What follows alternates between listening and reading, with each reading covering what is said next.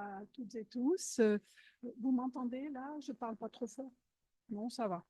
Le Cofrigéo me fait l'honneur de rendre hommage à Gabriel Goho et je l'en remercie infiniment. Gabriel a été le co-directeur de ma thèse en didactique des SVT. C'est de ce point de vue, de cette didactique, que je vais faire mon intervention, dont le titre m'a été directement inspiré par Gabriel, parce qu'il renvoie en effet à une section du chapitre intitulé Dogmatisme et cryptodogmatisme qu'il a écrit dans un ouvrage collectif intitulé Quelle éducation scientifique pour quelle société? Nous sommes en 1978 et Gabriel, mais Pierre a dit déjà beaucoup de choses à ce sujet, était déjà préoccupé par l'éducation scientifique. C'est un chapitre de Gabriel Goho qui commence par la citation suivante de son maître Georges Canguilhem. Alors, je ne résiste pas, dans mon exposé, à vous mettre quelques citations parfois un peu longues, mais quand même qui disent beaucoup de choses, je dirais, des principes et des exigences de Gabriel Goho. Voici ce qu'il met au début de son chapitre, une citation de Georges Canguilhem. Nous nous excusons auprès des amateurs de questions bien posées, mais nous estimons que les questions authentiquement importantes sont des questions mal posées. Une question ne paraît jamais bien posée qu'au moment où elle reçoit sa solution, c'est-à-dire au moment où elle s'évanouit comme question. À moins de réduire toute question au type des problèmes scolaires dont l'élève qui cherche à les résoudre ignore sa solution, tout en pensant qu'il n'y en a qu'une à sa portée intellectuelle, sous peine de devoir tenir pour ignare ou dément le maître qui les a posées. Il faut bien dire qu'une question bien posée n'est déjà plus une question, puisqu'elle enferme tous les éléments de sa réponse. Voilà donc ce qui démarre son chapitre, et cette citation n'est pas anodine. Choisie par Gabriel Goho, elle invite à réfléchir aux questions ou problèmes que l'école confie aux élèves et aux risques que cette école leur fait encourir en termes d'apprentissage lorsqu'elle veut leur faire faire des sciences sans perdre du temps et sans leur permettre de prendre du recul. Dit autrement, elle pose, de mon point de vue, les conditions d'un enseignement et d'un apprentissage scientifique émancipateur, ce dont se préoccupent les recherches en didactique. Et effectivement, depuis les années 70, voire même depuis les années 60, j'ai essayé de récupérer pas mal de productions écrites de Gabriel, et il y en a, et ça nous fait remonter loin. Eh bien, depuis les années 70, voire même les années 1960, Gabriel Goho s'est intéressé à l'appropriation en classe de véritables savoirs scientifiques, particulièrement dans la discipline qui est aujourd'hui les SVT, sciences de la vie et de la terre, dans des démarches qui ne soient ni des consignements, ni des conditionnements, ni des endoctrinements, et les spécifiant au SVT. Dans ce contexte, et avec ces principes, comment Gabriel Goho nous permet-il de penser l'histoire des sciences comme un instrument de recherche didactique? C'était le titre de mon exposé. Cet exposé qui va comprendre plusieurs parties. Tout d'abord, une implication directe ou indirecte de Gabriel Goho dans les recherches en pédagogie et didactique. Ses apports, les apports de l'histoire des sciences à la caractérisation d'obstacles épistémologiques en sciences de la Terre, la portée heuristique de l'approche de la géologie comme une science historique, et enfin des éléments de conclusion. J'insiste beaucoup sur les points 2 et 3 parce que, de mon point de vue, ils sont fondamentaux pour que les élèves arrivent à s'y connaître en sciences de la Terre. Alors, tout d'abord, implication directe ou indirecte de Gabriel Goho dans des recherches en pédagogie et didactique. Je tiens de Guy Rumlar, et Pierre en a déjà parlé tout à l'heure, ancien professeur de SVT au lycée Condorcet et chercheur à l'INRP, Institut national de la recherche pédagogique, hein, des marques de l'investissement dès les années 70 de Gabriel dans des travaux en didactique des SVT.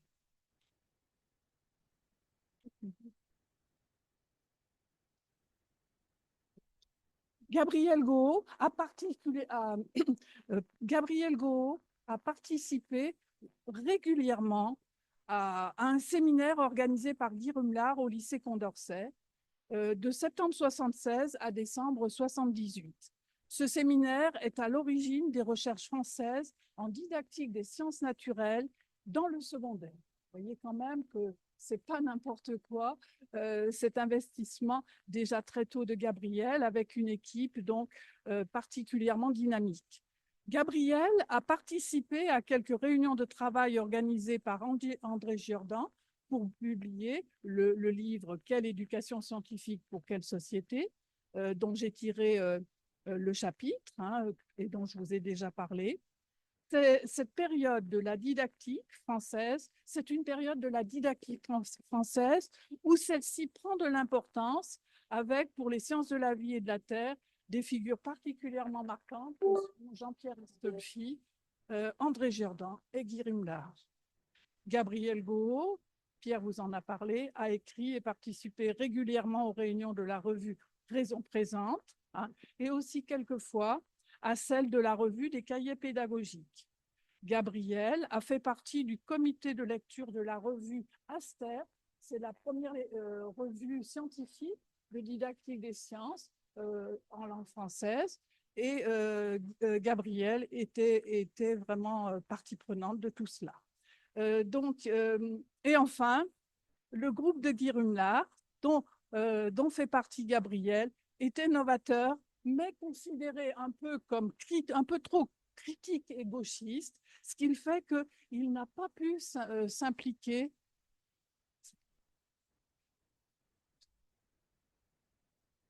Oui, ce groupe de Guy Rumlar n'a pas pu complètement s'impliquer dans la revue professionnelle de l'Association des professeurs de biologie-géologie.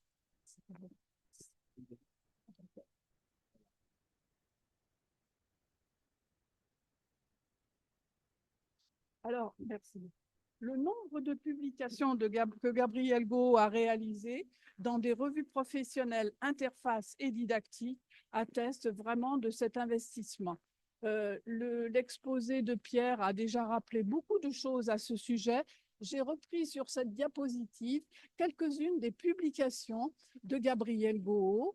Biologie-géologie, c'est une revue professionnelle des professeurs de sciences de la vie et de la terre. Les cahiers pédagogiques, c'est une revue qui est devenue interface maintenant et qui parle donc de pédagogie et de didactique. Et puis Aster, c'est véritablement une revue scientifique en didactique des sciences et des technologies. Elle s'appelle désormais RDS. Alors, je voudrais dire qu'il y a plus encore. Parce que les travaux de Gabriel en histoire des sciences et en épistémologie vont servir d'une part d'assise forte sur ce que l'on peut appeler la didactique épistémologique. Et cela a conduit Gabriel à conduire et à co-diriger des thèses de cette facture. Elles sont présentées sur cette diapositive, hein, faisant de lui le garant d'une épaisseur en histoire et en épistémologie des sciences géologiques.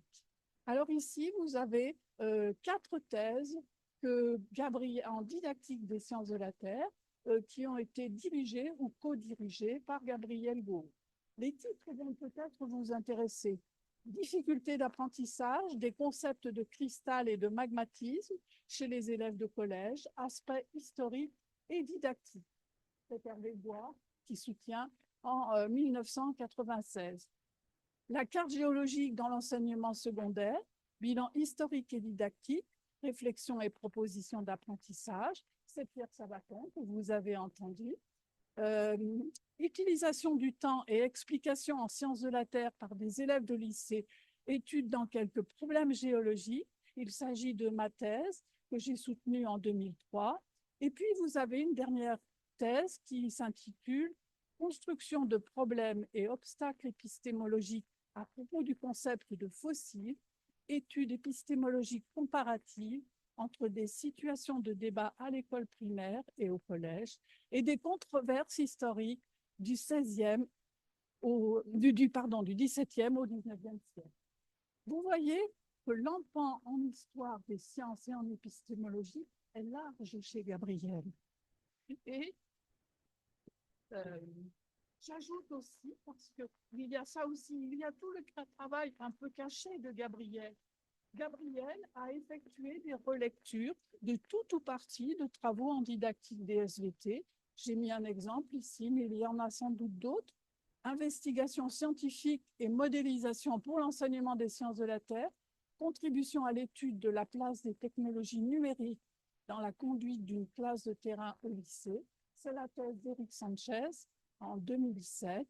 Et on lit dans la préface « Merci à Gabriel Goo » qui a accepté de relire et corriger la partie de ce document consacré à l'épistémologie des sciences de la Terre. Dans la suite de mon exposé, maintenant, je vais faire ressortir ce qui, de mon point de vue, fait fil rouge dans les travaux en histoire des sciences de Gabriel Goo et qui constitue un appui véritablement fort pour les étudiants, étudiantes et enseignantes qui se lancent dans des recherches en didactique. Voilà donc ma deuxième partie, apport de l'histoire des sciences à la caractérisation d'obstacles épistémologiques en sciences de la Terre. Pour penser l'apprentissage et l'enseignement, Gabriel Goo se place dans un cadre popperien et bachelardien et il utilise l'histoire des sciences pour construire des repères de compréhension de ce qui peut faire obstacle à l'apprentissage des sciences de la Terre. Quelques illustrations de tout cela. De Popper, Gabriel retient l'importance des problèmes. L'histoire des sciences montre bien qu'il n'existe pas de connaissance réelle si un problème ne s'est pas posé. Vous voyez que là, ça va être important, bien sûr, du côté des scientifiques, mais ça va être aussi important du côté de la classe. Si on travaille avec des élèves et si ce qu'on leur propose ne fait pas de problème, comment voulons-nous qu'ils s'apprennent? Autre chose encore, la production de savoir eh bien, est de fait intimement liée au travail donc, des problèmes qui font sens à la fois dans la discipline d'enseignement et dans la discipline scientifique de référence, c'est ce que je viens de vous dire, et ce ne sont pas n'importe quel problème. Et les savoirs auxquels conduit leur travail ne se limitent pas aux solutions de ces problèmes. Voir la citation de Canguilhem dont je vous ai parlé tout à l'heure. Ce sont des problèmes qui ont du sens d'un point de vue épistémologique. Mais attention, et là j'ai remis une citation de Gabriel. Gabriel met en garde.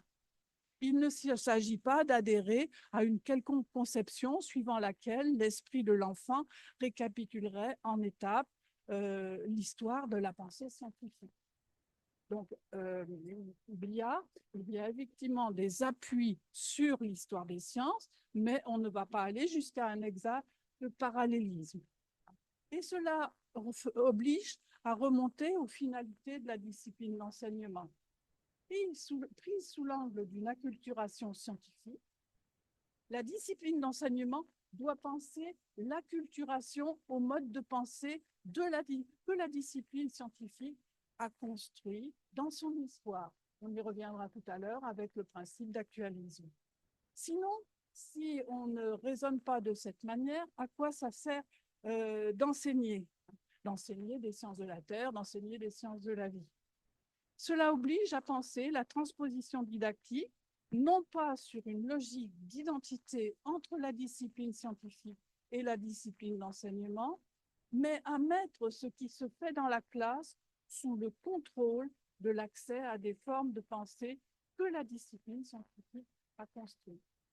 Et là, c'est important parce que, justement, en se positionnant comme cela, on voit qu'on peut, en travaillant l'enseignement de la géologie et l'enseignement des sciences plus largement, eh bien, on peut dégager l'élève de formes de pensée communes pour aller vers des pensées et des modes de pensée que la discipline scientifique a construites. À nouveau, une citation de Gabriel. La connaissance scientifique n'est pas dans l'accumulation et la juxtaposition de connaissances statiques. La connaissance scientifique est un processus éminemment dynamique, un jeu d'opérations mentales dans lequel s'enchevêtrent, sans ordre préétabli, perception, imagination, raisonnement et représentation. Une réorganisation des données de l'expérience, hein, grâce à l'élaboration de concepts qui permet de substituer à une représentation naïve une représentation plus opératoire. On voit bien là qu'on a des sauts pour passer d'éléments d'une représentation naïve à la construction de concepts scientifiques. Dans ce cadre-là, eh bien évidemment, Gabriel Gau reconnaît la nécessité de prendre en compte les représentations initiales des élèves, d'utiliser leur mode de pensée et leurs outils conceptuels et de leur laisser reconstruire un certain nombre de connaissances afin qu'ils en saisissent les multiples engrenages. C'est Gabriel qui parle. Conditions nécessaires pour que les notions ou les concepts que les élèves s'approprient leur servent à quelque chose, hein, soient opératoires dans le cadre scientifique et transférables aux activités sociales du futur adulte responsable. On est là véritablement, et je suis Gabriel Gau là, on est véritablement sur une logique d'émancipation des élèves. Alors, pour revenir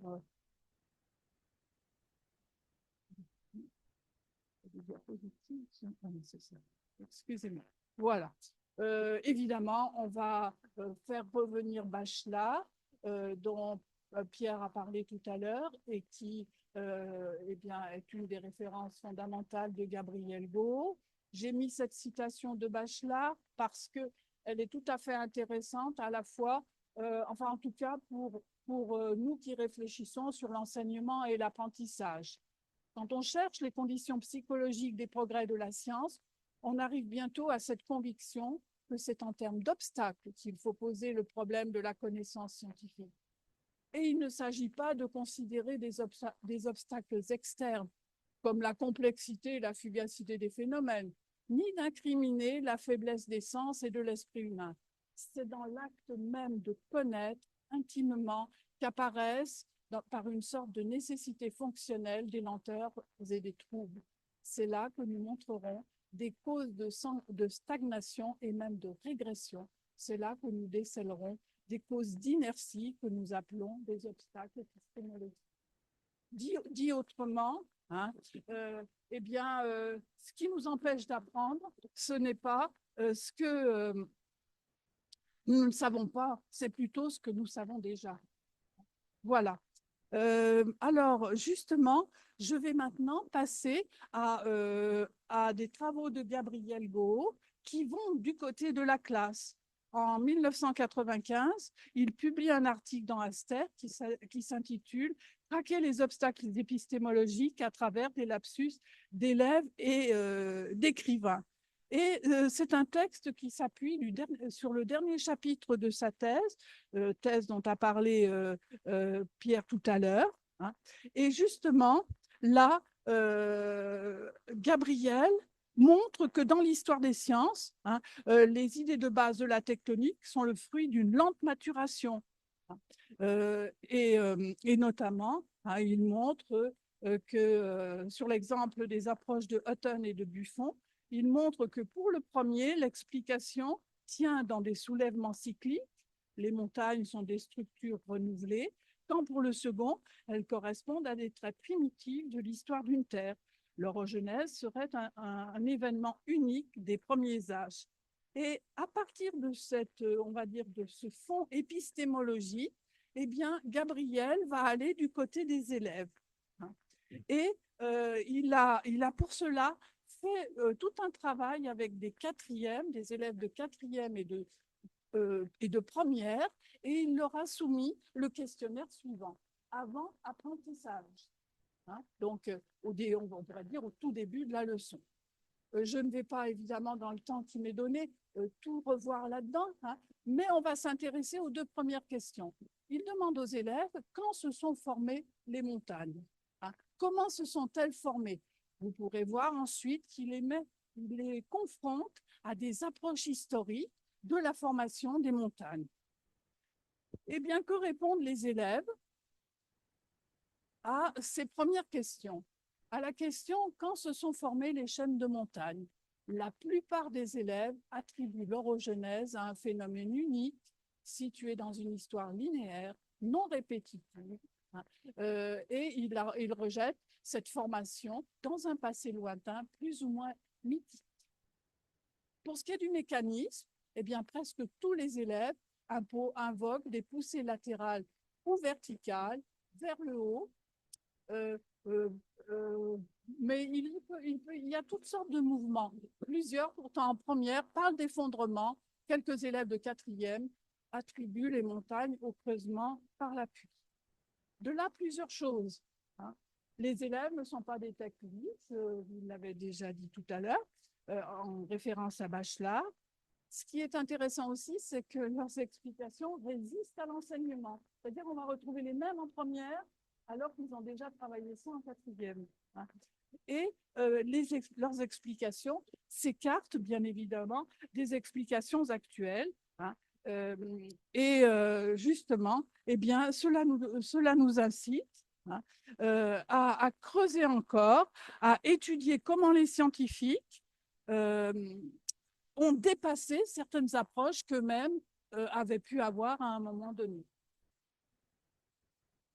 Et c'est là où les didacticiens des sciences de la Terre, hein, et un certain nombre de didacticiens des sciences, hein, portent un intérêt aux controverses historiques. Parce que ce sont des moments où justement plusieurs explications se sont confrontées et où on peut s'interroger sur ce qui a fait qu'elles ont été dépassées. Pour le coup ici, notamment pour la formation des chaînes de montagne, ça va nous renvoyer on va dire, aux controverses portant sur l'actualisme et le catastrophisme. Voilà. Alors, nous allons poursuivre avec justement la portée heuristique de l'approche de la géologie comme une science historique. C'est ce que Gabriel Goho a pas mal développé dans un certain nombre de ses travaux. Un de ses apports forts, je vais aller là, hein, et donc de l'histoire des sciences de la Terre que Gabriel a mis en valeur du côté de l'histoire des sciences, mais aussi du côté de l'école, c'est la qualification de la géologie comme une science historique et l'importance qu'a eu dans la naissance de cette science historique le principe d'actualisme. Alors, je vous ai mis ici la photo d'un ouvrage, on ne l'avait pas mis, mais j'en avais mis plusieurs, donc ça complète. C'est un ouvrage important de la géologie à son histoire, dirigé par Gabriel, hein, et publié en 1997, où il présente notamment et où il discute le principe d'actualisme. Je ne vais pas tout lire là, principe parce que le temps est compté, mais je voudrais dire aussi que bien avant cela aussi, dans un ouvrage, un manuel de première D, eh bien, en 1968, Gabriel parlait aussi de ce principe et en montrait l'importance. Hein. Et il dit des choses intéressantes. Hein. Bon, il va faire référence là encore à l'histoire des sciences, hein. Mais ce qu'il dit aussi, c'est que si le principe de l'uniformitarisme est aujourd'hui évident, au point d'être habituellement passé sous silence, hein, il n'en fut pas toujours ainsi. Au début du 19e siècle, on attribuait encore les déformations du globe à des catastrophes plus ou moins calquées sur le déluge biblique et sans commune mesure avec les phénomènes de la nature actuelle. Et donc, ce qui est intéressant dans ce qu'écrit là, dans un manuel de lycée, hein, c'est bien évidemment des références à l'histoire des sciences, mais aussi le fait que le principe d'actualisme est souvent passé sous silence, y compris chez les chercheurs. Il est peut-être tellement incorporé qu'ils n'ont plus besoin d'en parler. Or, euh, il est très important, et plusieurs écrits de Gabriel nous font entrer dans la complexité de ce principe et sa fonction de principe structurant et de garde-fou dans les sciences de la Terre scientifiques. Alors, pour nous, didacticiens ou didacticiennes, ces repères sont fondamentaux. Et je vais vous parler en quelques mots de mon travail de thèse, notamment. J'ai une maîtrise en sciences physiques, option sciences de la Terre de l'Université de Paris 7. J'ai un DEA de sédimentologie. Et après avoir obtenu l'agrégation, eh bien, je suis devenue enseignante dans le second degré pendant un certain nombre d'années. Et ce qui m'a toujours étonnée, c'est combien le principe d'actualisme, tel qu'il était présenté dans les programmes, m'a paru enfantin. Hein, de simples analogies entre le présent et le passé.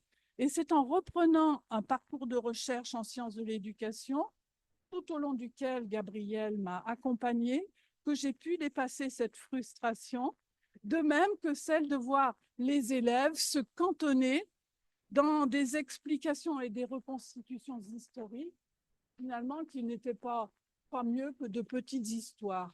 Je vous en donne un exemple.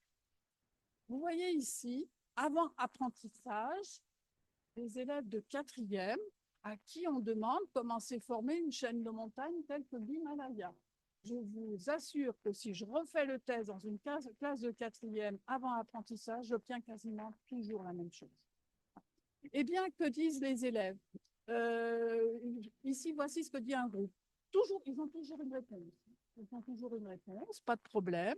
Et même des réponses qui mobilisent je dirais plutôt des notions scientifiques qui sont tout à fait pertinentes. Ici, regardez les...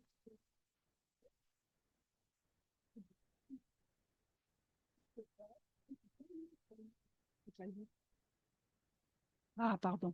Et qui font une montagne. Hein. Et le texte est intéressant. C'est bien d'avoir texte et schéma.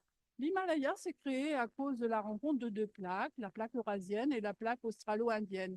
L'une n'allant pas par-dessous l'autre, les roches se sont accumulées et se sont percutées et ont créé l'Himalaya. Les deux lithosphères se sont rencontrées et la sténosphère est remontée à l'endroit où ça s'est percuté à la surface du globe. Vous avez une jolie petite histoire de plaques, hein, et pourquoi pas, ça nous paraît tout à fait intéressant. Hein.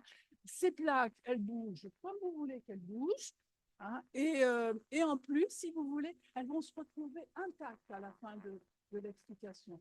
Parce qu'en fait, ce qui fait les montagnes ici, c'est le pincement d'un matériau qui vient du dessous.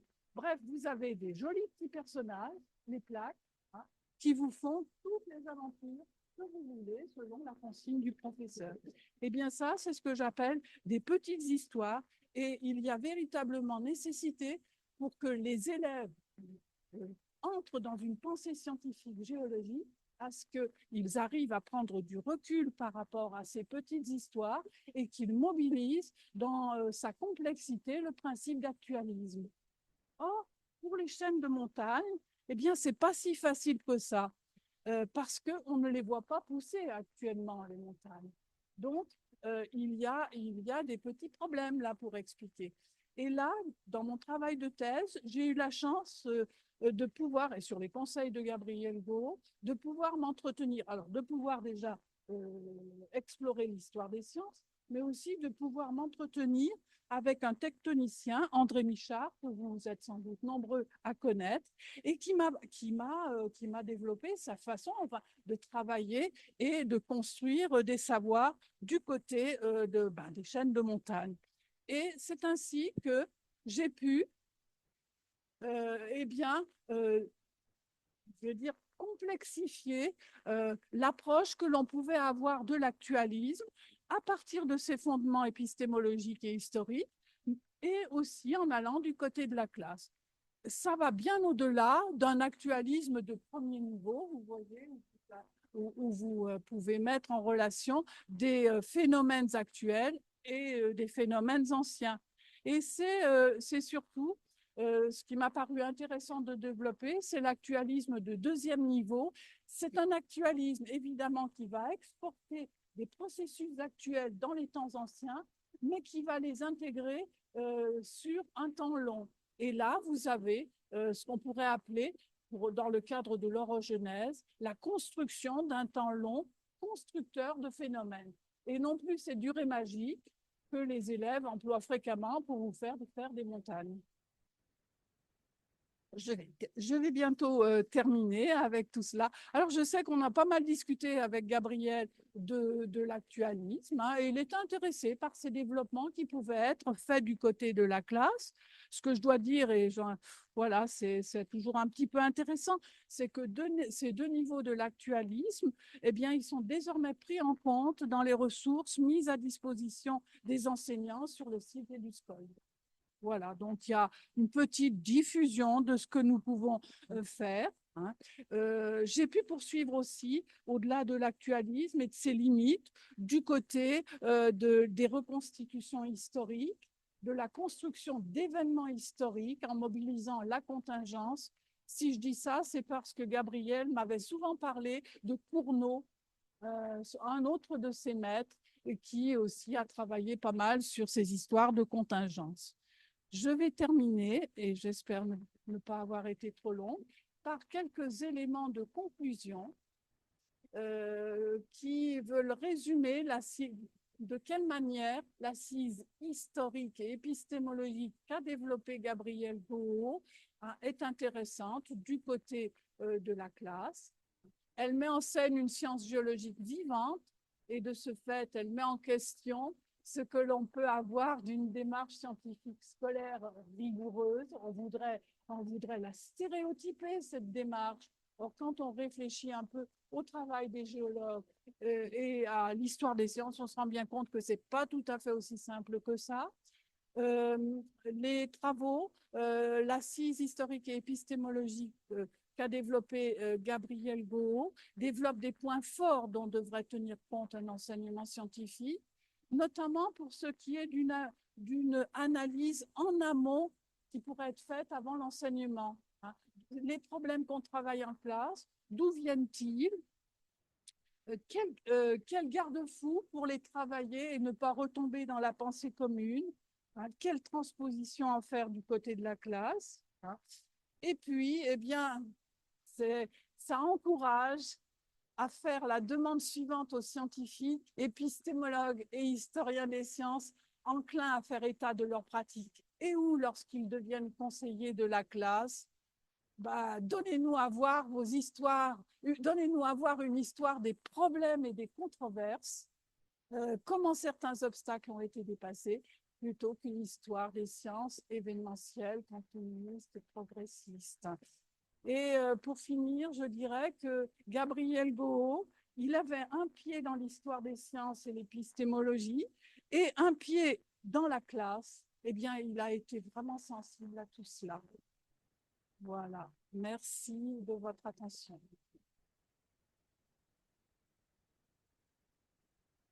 J'espère ne pas avoir été trop long.